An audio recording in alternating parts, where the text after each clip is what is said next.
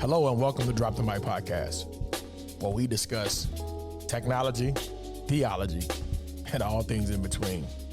I want to personally thank you for joining us today. Now sit back, relax, share this, engage with the podcast that's already in progress. God bless you. You can't be really serious about digital if you didn't create a model that exists digitally. I would love to see more African-American churches or Black and brown people do digital churches and do them well. I think some of them don't have the information or know-how to create that. So I believe now in this society, we can create that model to exist. You need to have some faith that God can bring you the resources that you need to get the things that you need to go into the highways and byways of the yet to come. You need to be called to digital ministry. Some people aren't called to it, and they shouldn't do it if you are not called to it. And if you are called to it, find somebody who's as passionate about it and get connected with them so they can help you foster and build that.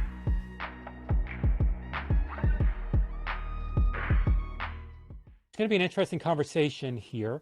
I'm joined by DK. By the way, before we get going, DK, what does DK stand for? Am I allowed to know that? Because I see man. DK My everywhere. first name is Derek. My middle name you cannot know, but Derek Hammonds is my name. Middle name starts with the K. You're welcome to guess. I'll tell you if you're right or wrong. That could be a conversation for the chat for later. But yeah, DK Hammonds. It's easy to go by, and if it's somebody uniquely named Derek in another place, there's very few people named DK. So that's what makes it stand out. Interesting. Yeah, so you did DK to be like, unique because there's all sorts of Dereks all over the place. That's Absolutely. There was a season where I was actually JD for the same reason, because Jeff Reed's are like, dude, I've won Super Bowls, I've won the World Series. I did, unfortunately, if you Google me, there's like a Jeff Reed that's done the stuff with kids you're not allowed to do with kids, and so, trying to find the Jeff Reeds out there, it was very easy to get kind of overwhelmed and lost in the shuffle. But no DK, doubt. Man, that's smart. So where do you live, DK? I'm currently a resident here in Dallas, Texas. I'm in a suburb called Glen Heights. That's where I live, but Dallas is home. Awesome. I mean, I didn't put that together either. I was stuck in Dallas March. Man, you'll appreciate this. Really? I was in Allen, Texas, speaking at a Push Pay Resi event, and so my flight was supposed to leave Thursday afternoon. I didn't actually leave Dallas until Saturday night. I was literally grounded in Dallas for 2 extra days because of a thunderstorm coming in. That was so bad, it literally shut down DFW Airport for 2 days. And when I could finally get off the ground, they flew me to Austin. I was actually stuck in Austin because there was another storm front that blew through that basically cut off the entire seaboard. And so it was nuts. I was in a hotel bar, working all day Friday and Saturday on my laptop, just drinking bottomless Diet Cokes, trying to pass the time cheaply because there was like nothing else for me to do. So yeah, indeed. Cool. And so, man, DK, maybe share with us a little. I'm gonna feel like I'm gonna call you Derek now. Slip up here. But DK, tell us a little bit about yourself and your ministry. Yeah, man. I've been my ministry is kind of connected in two ways, right? By trade, I'm a trained, licensed, ordained pastor, minister. And that's been almost 17 years of that ministry. I work my way through the ranks of youth ministry, campus pastor, all the things you can think of in church that you can do. I've done it. Drums, usher, done that. And then some years ago, recently, because I've been in the tech space when I wasn't preaching. So tech has always been a part of my life for the bulk of my adult life. And so when I say tech space, we're talking about startup companies. I've been helping startup companies move through the Series A's and Series B's and getting funded, angel investors. They'll bring somebody like me in as their tech guy to kind of help them forge the organization along. So we're talking about major projects across states, company lines, things of that nature, and supporting people. And then from there, I've always been in this place where I couldn't find a place in church to use that skill set. I could find a place in the marketplace, but never in my church context. So that had made me, I had to go look elsewhere.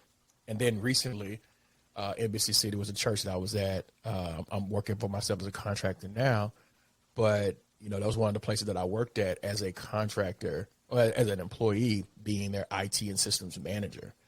And so it gave me an opportunity to kind of converge these two worlds together and use the biblical approach to tech, because there is one, and using the tech approach to ministry, because there should be one. And in most churches, at least that I've been encountered, they didn't have a person like that. So it gave me an opportunity to do that. So that's kind of a little bit about me. I'm a husband of one, father of four. And I love my wife. She just had a birthday yesterday. And so that's who I am and how I've gotten here. Awesome. Well, happy birthday to the wife. Happy Happy Wife, Happy Life? And so I'm sure she really appreciates. Yeah, I'm sure she really appreciates the husband of one, or a wife of one, spouse of one. Because, two, adding, complexing that relationship, maybe not the wisest choice, especially in ministry. But no doubt. Well done. So, you may know DK. A lot of our podcast listeners here with TCD Podcast are also probably engaging over with Social Media Church, which DK is over now with Nils and with Aaron Magnuson, right? He's the other voice over there, and so no doubt.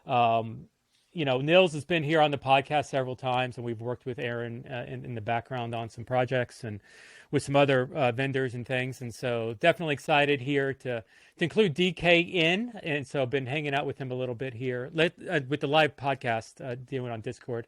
Excited to see him start to interact here as we're building out the Discord community. Brand new for us, DK. Like, we're maybe a week in, maybe 2 weeks. I think the website, we just launched the new website. I noticed that was a week fire. or so I love ago. that site.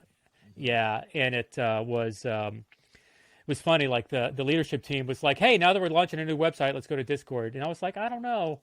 Let's talk about the timing on that." And I got voted down, like severely voted down. Like, when everybody else in the room is like, Discord, and I'm the only person saying no, it's like, okay, we're going to Discord. So definitely excited to see that. Okay, hey, so here with this conversation, we want to talk about, African American churches. And so let me be the purple elephant in the room, or whatever it is. And if you're watching us on Discord, or you know anything about me, I am a bald white man, currently wearing a yellow trucker hat with a beard. And, I used to have like a decent sized goatee before I decided to, clean up my life a little bit.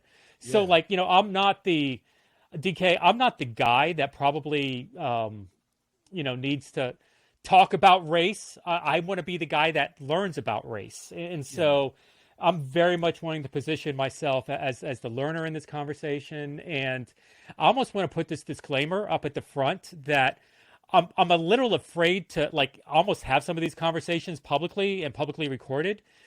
We were joking offline about how, maybe I would say something stupid and then this video would go viral.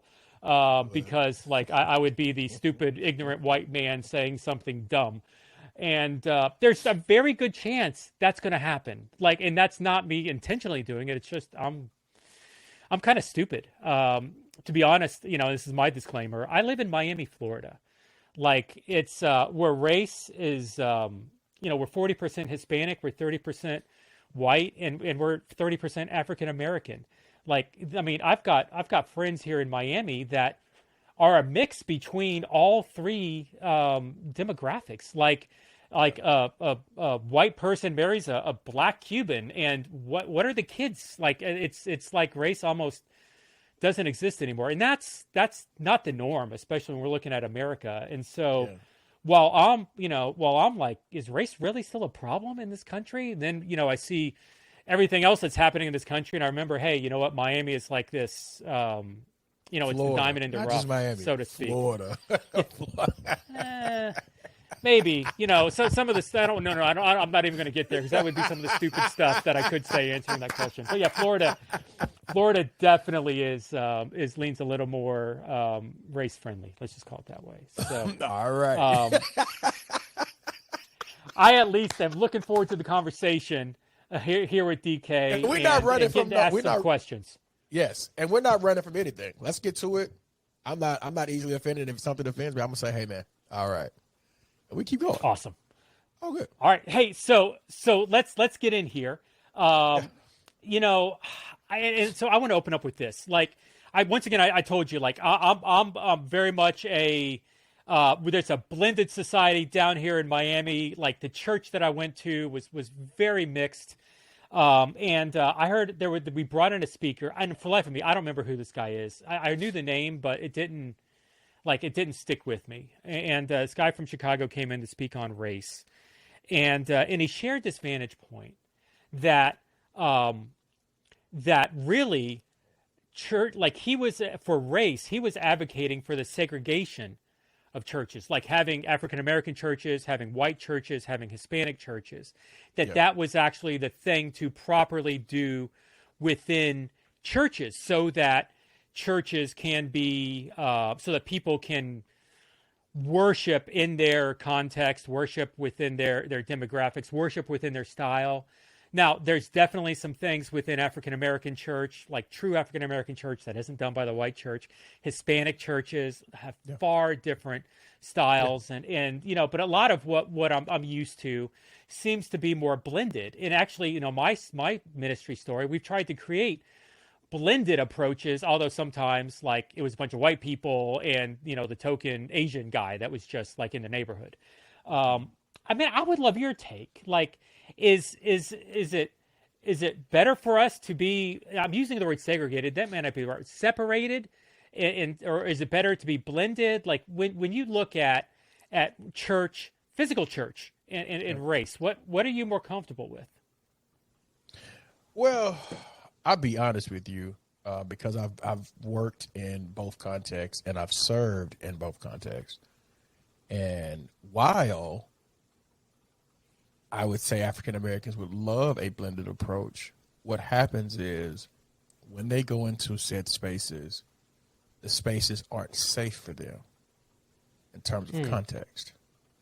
And so they have to find places where they can be free to worship in the style by which they are accustomed to, or that feels natural to them, and then go there. Now, with that being said, there are some people who see it in a very blended format.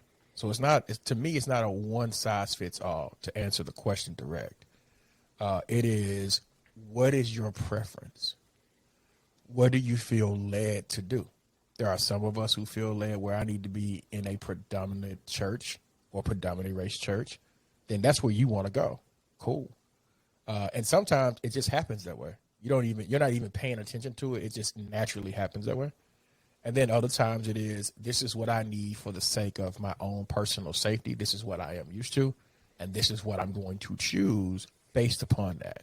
And so I would be honest, like, especially like in Dallas, we're starting to see the convergence of the multi-ethnic, multi-generational churches that have the various race makeup within them. But the thin line between that is going to lean to its dominant. And it does it unintentionally sometimes, as you mentioned, but it leans to its dominant. And so we always need to be trying to be centered so that we can be inclusive of everyone. So if a person does decide that they want to go to a black church, cool. Let's honor that. At least they're going to church. If a person says they want to go to a blended church, cool. Let's honor that. And then let's move forward. Because I feel, and I believe that we're probably better together, as the Bible has already told us to be. But sometimes we're not safer together. That doesn't make us better. That's interesting. So you're in Texas. Dallas. Yeah. Dallas is the home of, like, the Cowboy Church. Absolutely. And I'm not sure if that's Dallas Cowboys or just, Cowboys and Indians Cowboys. Can I say Yeah. Indians? I don't know. But Cowboys Church. How do you, is your church African American? Is it blended? Like, where do you specifically worship? Can I ask? So it's blended, right? And Okay. now when you get into the African Americans, I think you're only talking about one sect of people. Now we have to also include Senegalese and Congolese and African and Tanzanian people that are equally a part of the diaspora that don't necessarily subscribe to the construct of African American, right? And so you have them included into that because on that side of town, or north side, they actually are Christians, devout Christians, and they want to go to church. And so they go to church at these places. They may present as African American, but if you hear their accent, you'll find out very clearly they are not African American. They are from somewhere else. And just like I've seen white presenting South Americans, not South Americans, South Africans, and they are going to African American churches. And so I've seen the blended experience, and I would love to be a part of that, to be a part of a place that is both safe and inclusive of everyone. The problem is that doesn't happen, not intentionally. And so let me give you a scenario. So when we talk about inclusive, we're talking about the staff looks like me or resembles parts of me. There are sermons that are directed to my issues, ills, and situations in my community, just like there are sermons directed to your community. So there's an intentionality behind that. And a lot of pastors try to veer away from that because their focus is to try to be more biblical and not communal. And so their messaging shows up that way. Okay. So then, who on staff represents you, can speak to you? Yeah. Maybe, do you, I know, lamenting is a big part of African American churches. Black gospel choirs dancing on stage is a big part. Say more about lamenting. What do you mean lamenting? This is good, man. I'm having fun. What do you mean? No, it's that. Well, maybe I'm speaking out of turn, but the lament, the holding to reading scripture together, the lamenting the woes where we've come from. Yes. Some of the disparity of the historical aspect. Yes. We did maybe some of my time at Stadia, but we were very, very big. We spent a lot of time in COVID, actually really getting into the African American church. What do they do? Because basically, we were accused. Stadia was accused of basically trying to whitewash everything. With the planters, we were measuring the planters. We were measuring the effectiveness of these churches through a white lens. Through, hey, are they, can they do a 3-song worship set? Can they preach a white sermon? And so everything was the perception was all through that lens. Yeah. And so we had to do this really deep dive organizationally. What does an African American church look like? What does a Hispanic church look like? What are the characteristics? What are the people looking for? How are they discipled? How is that different than a physical church? And so we really delved into the aspects of it. And this is where I started to discover things like African American churches really are not typically aligned much to technology, near to the level that white churches are. And white churches are years behind, culturally where corporations are. Now, it's interesting. Hispanic churches actually lean more towards technology if they have it available. Yeah. But a lot of them can't afford it. They want it, but they can't afford it. Whereas African American churches, it felt like pre-COVID, like they were hands off. They didn't want anything to do with it because the technology really wasn't, and maybe I'm overstating, but it was more about being in the room, in the event, seeing the choir, hearing them sing, seeing the performance value, seeing the pastor. It was much more of a communal event, really, than what even the white church was at the high level that they considered it.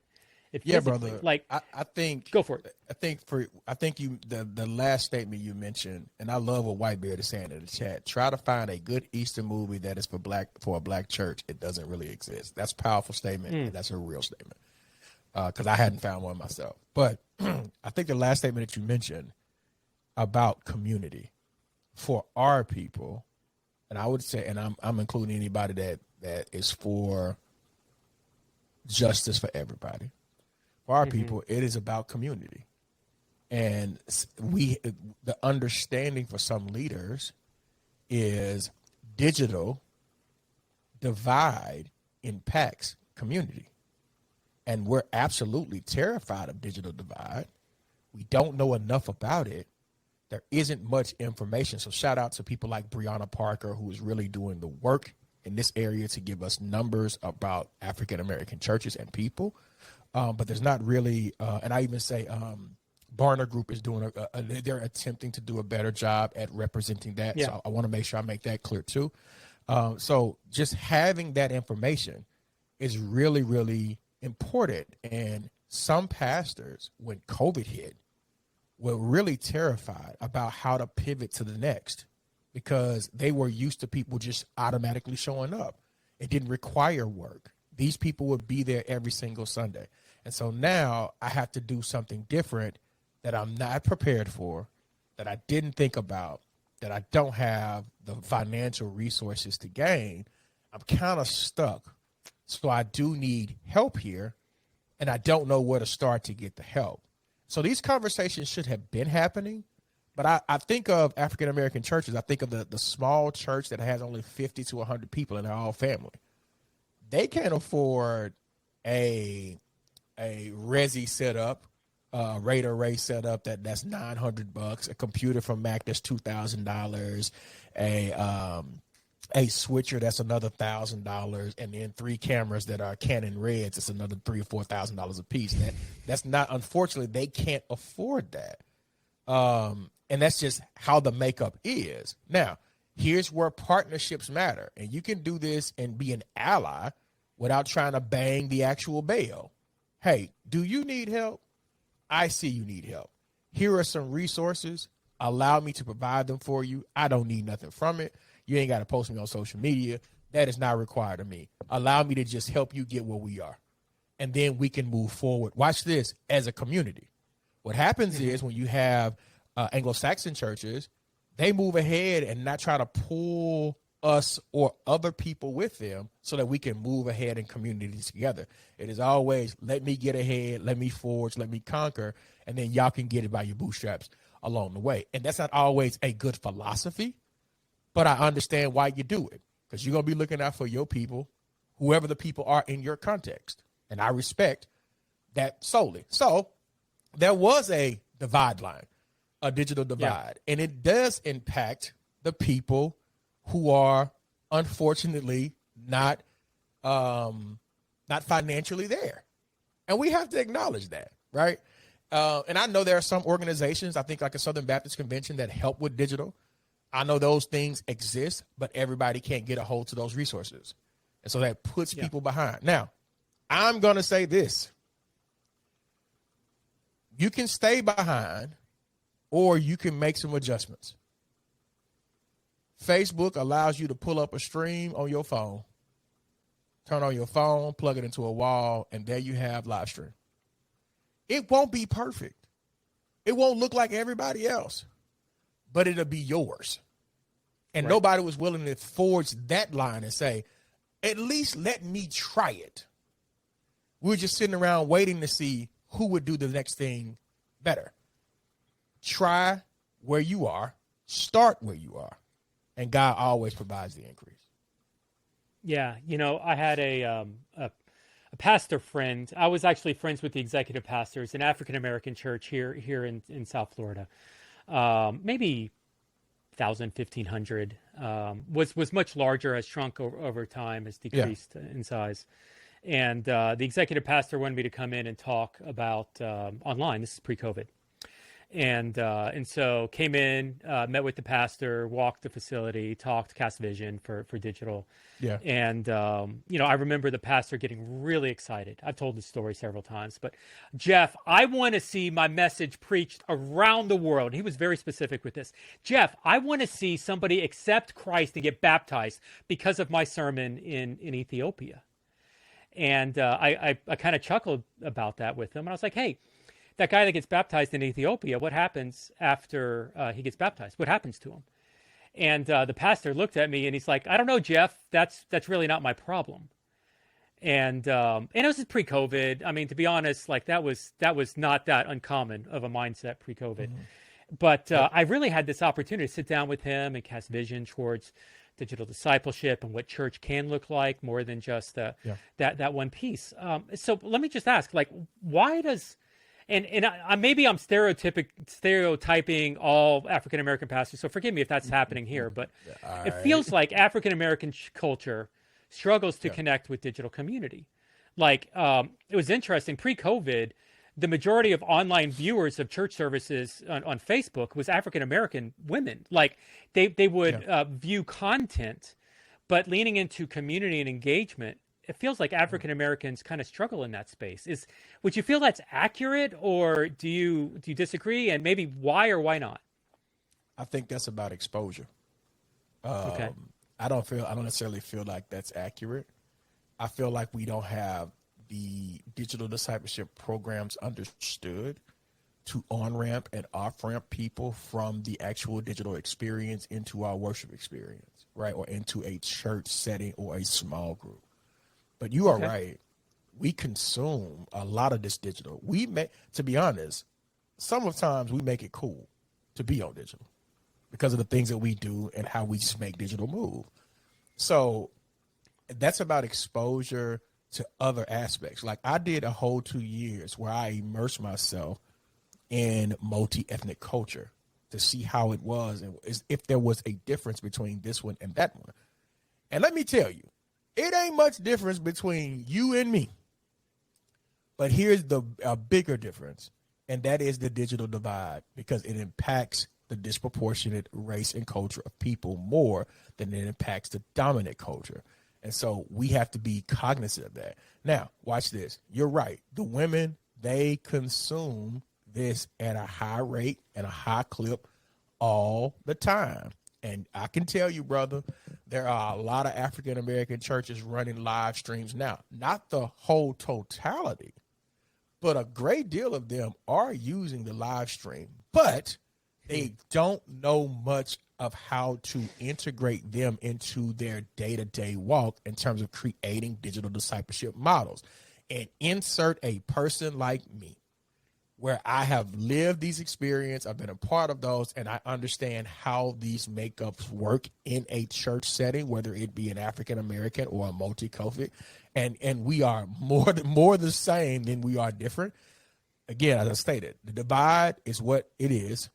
The resources is what it is. But I think it's about exposure for you, brother, because I'll give you a church, a Wheeler Avenue Baptist Church, located in Houston, Texas. Is a church that every Sunday, at least when I watched them last, I think they had 26,000 views live. Wow. Okay, that's in Houston. There is a church in Florida that I visited. I want to say it's Family Church. I visited Family Church when I was there for a conference. I enjoyed Family Church. Family Church was cool. So their makeup is all about community and being a part of the community experience in Florida. And so that was real. It was West Palm Beach, as a matter of fact. So that was really cool. And then I was actually just at Family Church a couple of weeks ago. Hey, man, keep going. So the IT dude at Family Church, cool guy, salute. But another church that's really cool. Now you have Potter's House is an anomaly, right? It is one that has thousands of people watching, but it is an anomaly, and it is a multi-ethnic experience. And so now you have like Potter's House Fort Worth that people ignore, which is a good friend of mine, Patrick Winfield. They have many people. The one north has many people. Here's another church. I'm just using Dallas. One community church, Conway Edwards. He just had 500 people get saved, and I think 200 or 300 get baptized. So this is about exposure. more so than it is about underrepresentation. Now, to your example of the pastor who wants everything to be blasted across the world, that somebody can get saved in Ethiopia and Kazakhstan and all these other wishful places, let me tell you something, Pastor. You need to curtail your dreams. You are called usually to a local establishment, and God may provide you the digital footprint to be called to a more global one. And usually that digital footprint is created through Facebook ads and YouTube funding. And most of us are not ready to have that conversation. It's interesting. We may dig into that here in a little bit. Yes, sir. It's interesting. Conway Edwards is a friend. I've spoken at one community a lot, and like they did an excellent virtual. We actually built their virtual reality ministry for them a couple years ago, and several other things along the way. But and they're an example of a hybrid church, a physical church doing digital. And you were talking about how I say phygital, but that's I get booed for saying that word. It's okay, we can move on. But part of this really gets back to the integration beyond just the broadcast, beyond the content, and getting into day to day. Yes. And so you said some things about groups and mentioned some churches, but would love to maybe get into specifics if you were able to share. Let's do it. Like what would specifically, tangibly, practically, what does an integration into an African American life? Monday through Friday, Monday through Saturday, like any other time, the 9 a.m. Sunday. What does it look like to integrate a hybrid, physical and digital, together? How does digital make the physical engagement better? Yeah. Good question, brother. And salute to one of my clients who I'm the communication director for in South Carolina, Spartanburg. That is Mount Moriah. And so we are taking and using social media and digital to our advantage. And I'm going to use them as an example because I know I won't get in trouble and I won't violate any NDAs that I may have signed in the past or current. So that being said, one of the things that we did when I first got there is we made sure that we had a simplistic digital presence. And I'm going to go through my process because I'm a project manager and I just have to go through it and give you my spiel. Simplistic digital presence. That is helpful. It's easy to communicate. Everybody can see it. So we had to go through a branding restructuring. We're now about to redo the website. And that I'm going to come back to that because that's an important piece. The website is for the external use of our visitors. We want the external customers to go directly to the website and integrate themselves there first to get information that will be pertinent to that community specifically. Because what I may do for South Carolina, I may not do in Baltimore or LA or Nashville or whatever the case may be. Each one is going to have a different approach. I'm just using them as an example. So we take that and we redo the website to make sure that we are, from an external standpoint, answering all questions on that front landing page of that website, right? And then we're going to use things like the Learn More button to off-road them into next steps, membership, discipleship. This is something that I'm doing currently. This is not nothing that's old. It's something I'm doing currently, and the website should be up probably tomorrow, I believe. My team is working on it. But we have that. Hey, join us here. Here's our live page. Here is your next steps. Here is this event. Here is that event. And that's good for an external user in terms of how we integrate them into our process. We have the digital process, and that front page is going to really get them on-ramped, off-ramp into, or what I like to call in the tech world, handshakes and handoffs. We want to make sure that they are good for a new member. That's one way. The other way is we want to make sure that the live chat experience is engaging. Sometimes some of us in the African American space simply turn on our live feed and then that is it. Mm-hmm. We don't engage the clients that's outside of the live feed because those are potential people that want to join or become a member of that church. So creating an engaging environment that is loving brings people back to the center of the whole thing, right? That's important.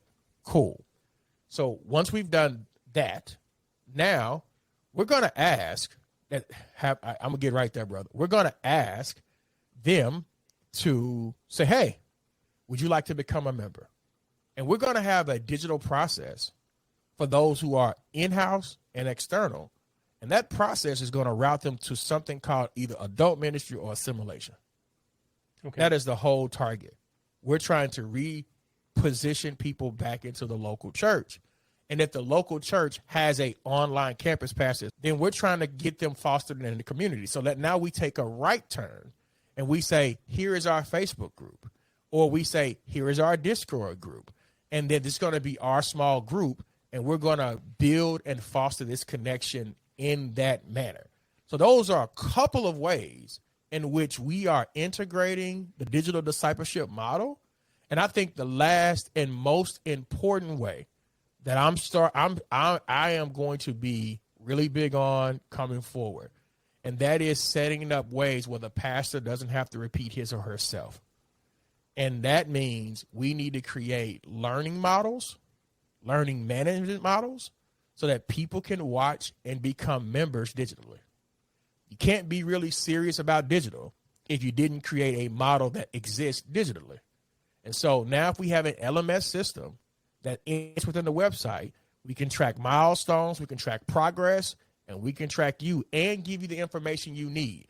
And this can happen for any church, and specifically a Black one. Sure. That's my spiel. You just spooked a whole bunch of people by saying tracking like 12 times. But that aside, no, I love what you're talking about. Because, I mean, ultimately, a lot of that is, I mean, there's some old technique there. It's nothing new under the sun, Ecclesiastes. Absolutely, but bro. the heart of this is there's intentionality. Like Yes.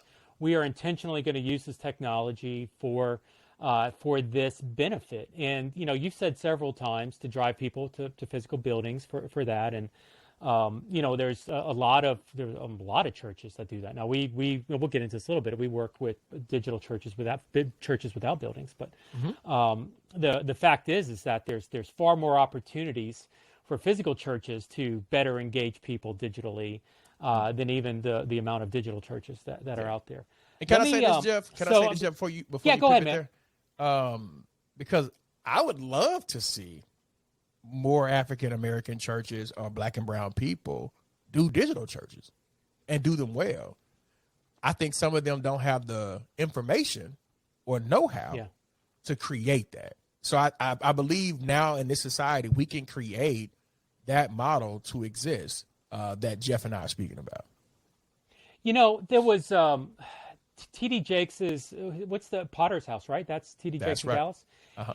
His son, I want to say, launched a digital-only church that was based out of Denver or somewhere in Colorado. Do you know what I'm talking about? You're talking about one church. At first, one church was in L.A., and it was a physical church. And then their church transitioned because they moved to Dallas, and now they have one church Denver that is connected to one church LA, and they do it the digital and physical way. Yeah. Oh, so they're hybrid now. They're physical and digital. Okay. That's right. At some point, I guess when they were launching, they launched digital first, and which, you know, if you're T.D. Jakes' son, I would launch digital first too and build your following digitally, and then they evolved it physically. Do you know of any African American churches that are digital only? Like, has anybody kind of hit your radar on that yet? No, I can't. I haven't met one. At one point, I think they went back to hybrid. Clarence Stores out of Chicago. Okay. He was doing strictly online, and he had an online ministry for a minute, and then he moved to doing digital. And now Clarence Stores is a great resource. And so now you can see him positioning himself to do what I'm talking about in terms of creating this model of learning digitally, which allows your church to be anywhere at any time. And they have their tagline is Mars Hill Anywhere. And so that means his church can be anywhere at any time. So if I was thinking of somebody who I believe was doing it or going that direction, Clarence Stores is definitely that guy. Yeah. There are African Americans. It's interesting. I would love some information on Clarence. There's we'll offline. Yeah. There are African Americans that are doing this. Like Andre. Do you know Andre Anderson? Barbecue Church, Barbecue Assemblies of God. Yeah. Yeah, I mean, like he's solid and Oh doing yeah. all sorts of stuff digitally, but like he's more excited about barbecue grills than African American culture or whatever. So like it's kind of a different it's a It different is. vibe, I guess I would say. Talking with Andre, that guy's talking about like smoked sausage and all sorts of like he's giving. I'm doing a podcast trying to discover what his church is, and he's giving me recipes for like what. And he's like, you're gonna come over to my house and we're gonna cook this and this and this and like No, I'm bro. like That's a good brother salivating though. over here just. Oh my gosh, yes. Like I need to get Andre back on just to talk about the food that Absolutely. I'm gonna maybe one day Yeah, I actually think eat. I think So, for us, in terms of creating a digital only church, here are some components that we have to create. And I believe it can be done, but the components have to be created. At some point, you have to figure out how to have the community at large feel like an actual physical church. Because in the African American diaspora, community is a lifeline for us, right? And so you can do digital community, but for us, we like to have that nice, good hug from grandmother that's on the front row to help us go along the way or have a conversation. Or as mentioned, having meals. Food is a huge thing for us. Or that gives us that source of community. So let's say you did church pop-ups, but for the most part, your church is digital. And we just do the pop-ups to make sure that biblically we are doing as far as what the Bible says in the book of Acts, and that is coming together as much as we should, right? And we could still have that approach and still be able to not lose a red cent as far as anything else. So I think it could be done. It's just nobody has leaned into that fully. What they have leaned into more so is having that online pastor or a campus pastor to do exactly what I'm mentioning, where we're getting both of the hybrids. So I am watching more African American churches move to the hybrid model and embrace it because they saw what happened before and they don't want to get caught again like that. yeah. Well, a hybrid is hiring an online campus pastor, a hybrid model, like that's the least invasive way to add digital to a physical church. That is correct.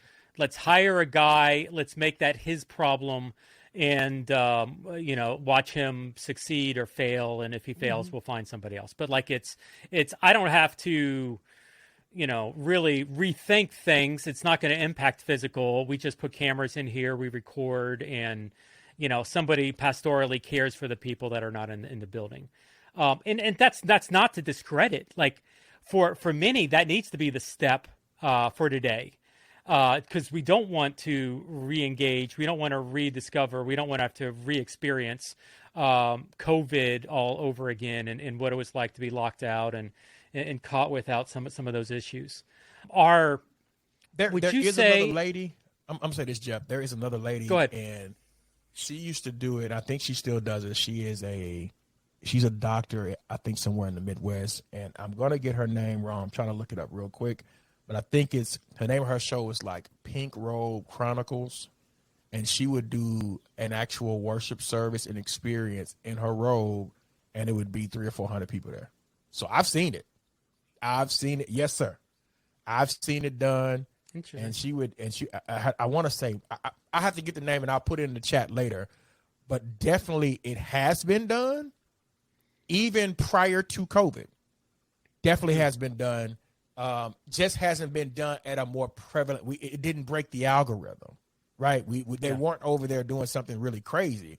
They were simply over there preaching to their former people. It's another guy out of Memphis, brother named Earl, Abyssinia Baptist Church. For the most part, his church is digital.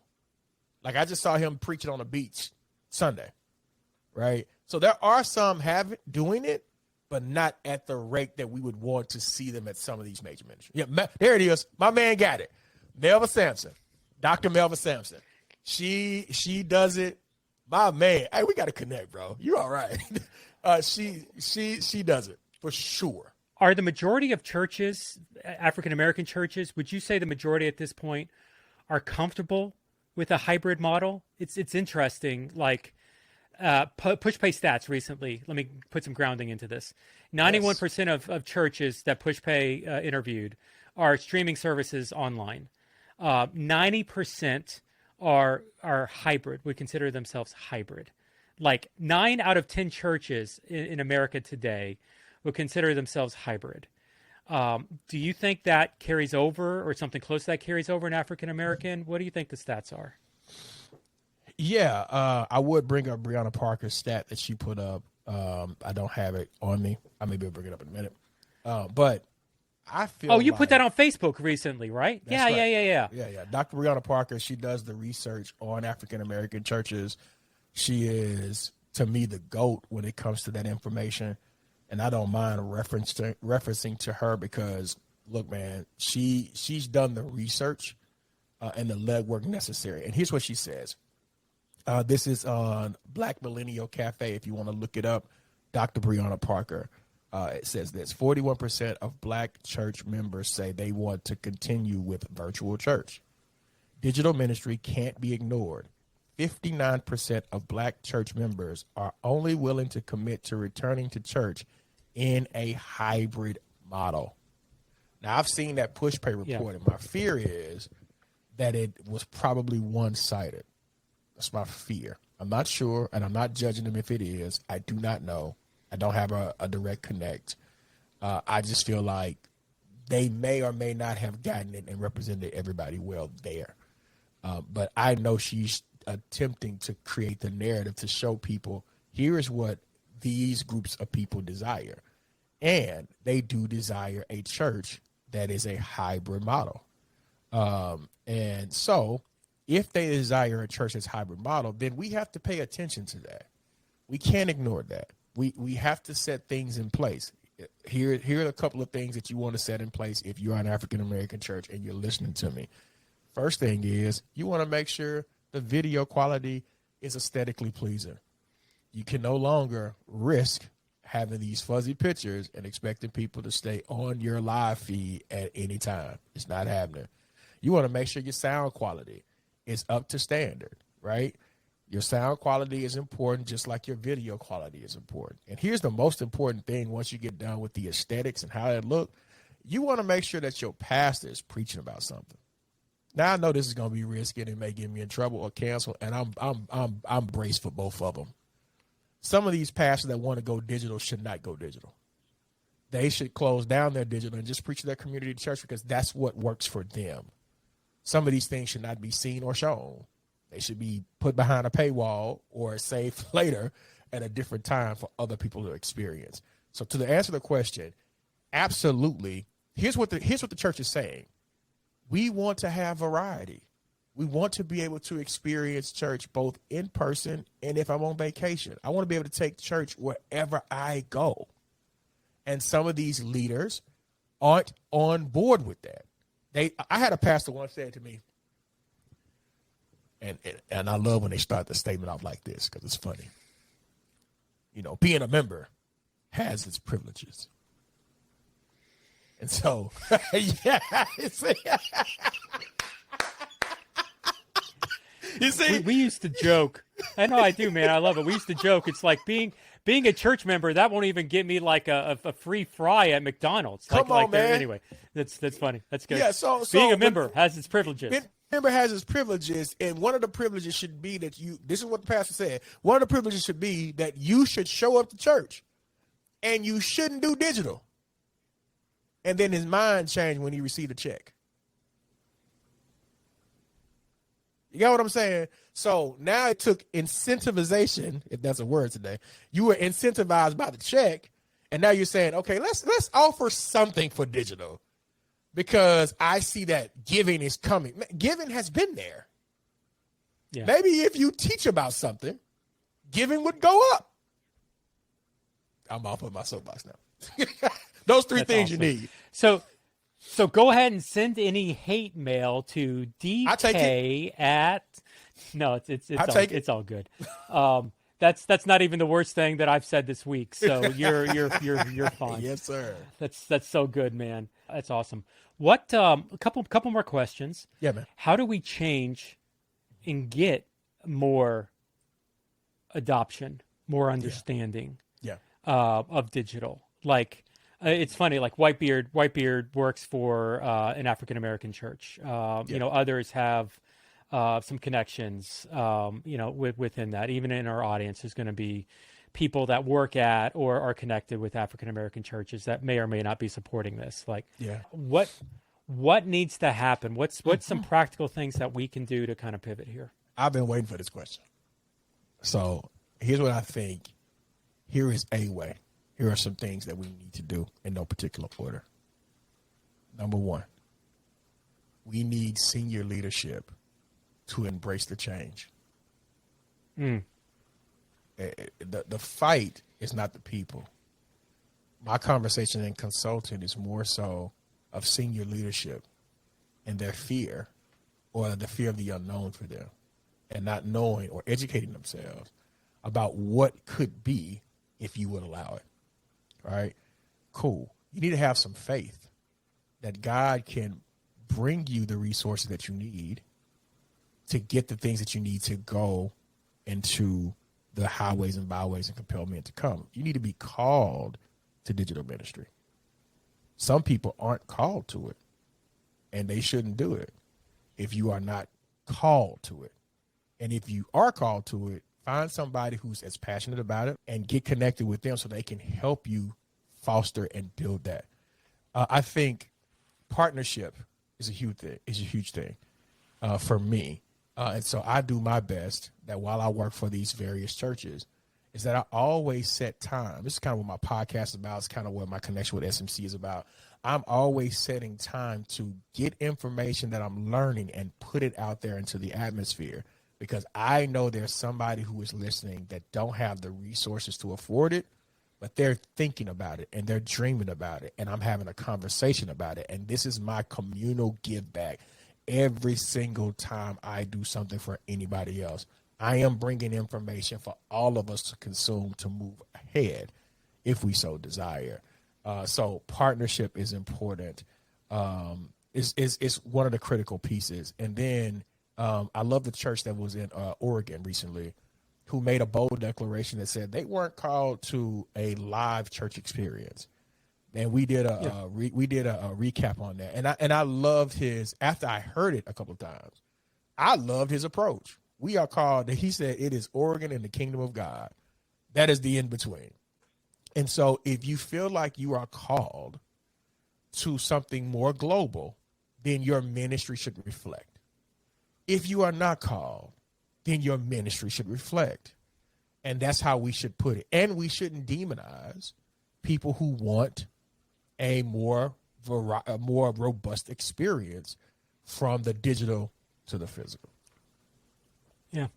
It's Erwin McManus. I don't know if you've heard this quote. Erwin McManus said this. Yeah, he's like, if you really love the physical church service, like if the one thing you do and how you gauge success is the number of people that are sitting in the pews, like if that's your thing, why would you put that online? Like, it doesn't make any sense to put that online. Yep. Now, I would challenge. There's other things you can do online. There's other ways that you can be missional and engage, even if you're hyper focusing on a specific area like Oregon. Yep. There's still digital ways to hyper focus on Oregon. So you want to utilize digital, but that doesn't mean you have to utilize the online church service, the 70 minutes or whatever it is on Sunday morning. And it's so interesting that that's been the conflict. It's like, we got the church service online. We're good. We got the church service online. That's all that we're doing. And it's like, no, that really, and you're so good at this and so eloquently explaining it. Like, the online church service is the start of the conversation. Correct. It's not the finish line. No. There's so much more that needs to happen, or otherwise we're creating consumers of content, which, to your point, is not a good thing. That's not where we want to be. We need to move beyond that. So good. Hey, Melanie's asking a question here. Yes, sir. My city is 80% white, 22% Hispanic, and 1% black. Now, let's not do the math here and discover that's 103%. Let's just assume the best. Former sundown town, KKK history. Jesus. So I'm curious how digital church can provide a safe experience for that 1%. So going back to the beginning, we talked a lot about somebody giving that safety, giving that safe experience feel. Yeah. So she's in a town where 1% African American. Digitally, how can she support some of that? It sounds like my old city where I'm from is Little Rock, Arkansas. So I hope that's not Springdale or Harrison, but I won't. That's where I'm from. But to answer the question, and again, this is no right or wrong, but if I'm trying to create safety and I'm thinking I already have these people represented, then I'm creating safety, number one, for the people internally, and I'm considering the people externally. So somebody that may look like me is going to be looking for songs that they can hear them, that they can sing with you. Again, African Americans love the communal experience, right? And so a part of our communal experience is singing together. It's a huge part. And so CCM, unfortunately, when it is sung, it is five verses, 3 bamps that we have to understand and get. And we can't connect to that in most times. And so we have to sit there and look on the screen to try to keep up with and understand that cadence, because that is a different feel for us. That's one. So the worship experience needs to be there. The preaching experience needs to be an experience that includes everybody, including the 1%. I love that 1%. That includes that. That means I am sympathetic, understanding, and willing to speak truth to power to what you may experience as the person you are. Point blank, period. Now, that is a risky conversation for some pastors, because you're going to alienate the 80% when you attempt to speak to the other congregants that may not look like them. Okay, so that leads me to the third point. So now we have to go in and do internal work to make sure that we're doing allyship correctly. And most of the time, that's where people are kind of off board and they think you're left wing, right wing. It's not about that. If I go into a worship experience, I want to feel God's presence. I don't want to feel your ethnicity. And if I feel your ethnicity more than God's presence, this is not the church for anybody at any point. So that is important. I don't want to feel your politics. I want to feel God's presence. That is important. And so presence is community. It is fellowship. It is singing. It is the preaching experience. It is the safety. I hope that kind of answers a way that we can help foster an environment of safety for the 1%. I may do a podcast on that. That's a good topic. Yeah, that's interesting, and that it actually kind of challenges even the idea of preferences, right? Like you want to feel God, not preferences, extra biblical ideology, like the worship. The worship's aligning towards a biblical ideology, not preferences that may come into play, which really applies even in the face of white, black, whatever. Like it's that's what you're pulling the thread of. We're asking the wrong questions. It's more about God.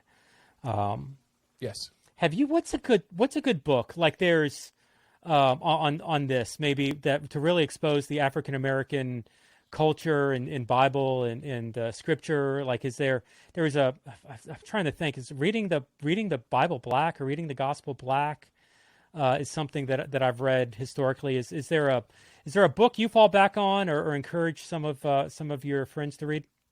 Okay, so I'm gonna give 3. Anytime we're talking about African Americans, you want to definitely think about, this is Howard Thurman, Meditations of Heart.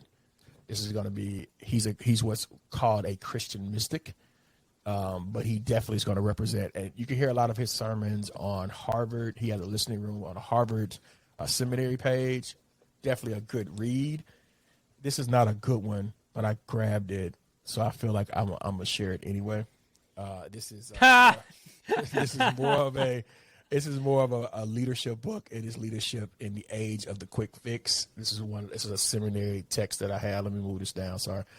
seminary text that I use that's really great for leadership. And then anything with MLK, and let's not do the sanitized MLK. Let's do the real one, please. This is a testament of hope, essential writings and speeches of Martin Luther King. And if we take some of those, we can start a conversation.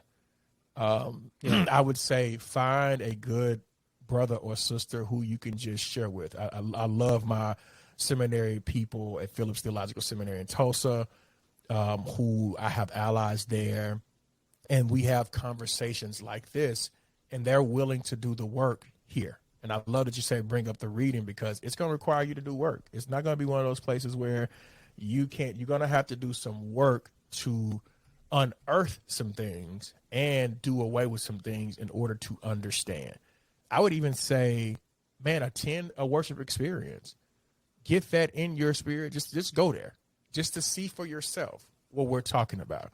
And if you have questions, find somebody that you can say, hey, I know this is requiring thought of you, and I want to apologize up front, but can you help educate me where it's not a problem? And most people will do that. If you're looking at podcasting, because we are podcasters, of course, you want to look at my podcast or the SMC podcast. There are other people in the diaspora that you want to definitely look at. Pastor named Larry T. Cruder out of South Carolina, his podcast. There are various people in the work that's willing to help you. Dr. Brianna Parker, I can't speak enough about her, willing to help you understand, but it is going to require some work on your side. So that's what I would say, bro. Awesome, man. I've loved hanging out with you, having this conversation. Yeah. I don't think I said anything too stupid. Maybe once or twice, but I don't think we'll go viral from me being an idiot. Hopefully, time will tell. Cool. But hey, as we're landing the plane here, yeah, that's funny. As we're landing the plane here, any closing thoughts? No, man. I appreciate you guys for having me. Please make sure you check out SMC, and myself, Niels, and Aaron are over there. Check out my podcast, Drop the Mic podcast, and I'm talking about various conversations myself. And just continue to pray for us pray for me as I continue to make an impact digitally and help our people see the God of the grids. Awesome. Thanks for jumping on the show with us today, and we'll catch you next time. You all have a good one. Peace.